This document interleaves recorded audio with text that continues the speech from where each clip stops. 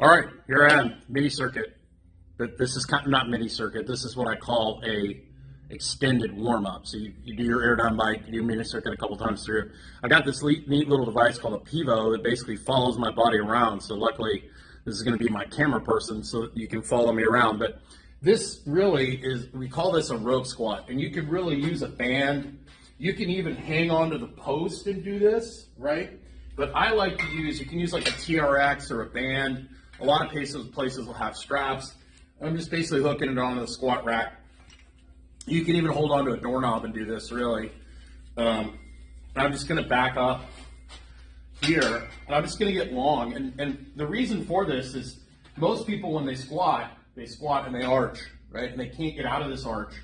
So I want to take you the opposite. We're actually going to flex the spine so we can find somewhere in the middle. So I'm here about shoulder width apart. I don't want to be super wide. I'm actually going to let the knees go forward. I'm going to see how I'm reaching. And I'm basically just going to sit down all the way into a deep squat. You see I'm bending my knees.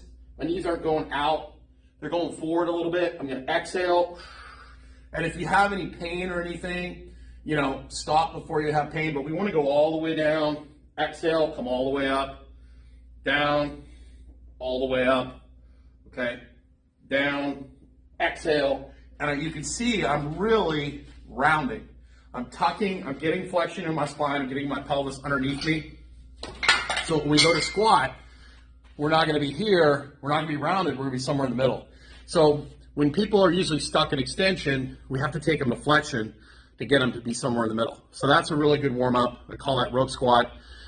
Do that about 10, 12 times. And then I love carries. I do carries all the time. So we're just going to come over here. I'm going to pick something up. I don't know how this volume is going to work, but we'll figure it out. This is, for me, it's light.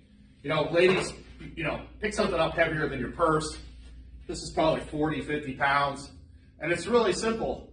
I'm just going to walk, and I'm going to let that free arm swing like I'm walking. I'm just going to walk. I'm going to switch hands, and I'm going to walk back. I see my camera lost me. That was a little too fast. Here I am. I'm back. You can see I'm walking just like this. Carry. You go about 10 to 15 yards. Switch hands. You can do a lap around the room, whatever you want to do. Okay? And then we're going to do something called a walk-up. Okay? Just going to get in a push-up position. The biggest thing on this is making sure that we don't arch at the bottom. So basically I'm going to get in a push-up position. You see I'm reaching. A lot of people, they'll sag. I'm reaching, and I'm just going to walk myself up to my feet like that. I'm going to walk myself back down. I'm going to own it. I'm going to walk myself back up. I'm going to own it. I'm going to walk myself back down. Own it. Walk myself back up. Okay? That is a really simple warm-up, extended warm-up. I would go 2 to 3 times through that.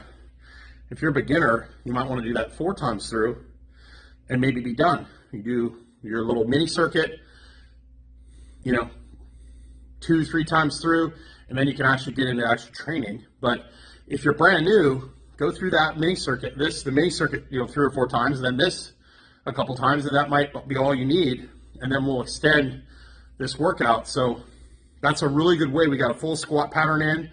We warmed up, you know, our core with walking, with the carry, and then we basically did a walk up, which gets your ribcage in a good position, gets you back into your hips, helps you with getting into hinge positions and things like that. So that's a really simple, what we call an extended warm up.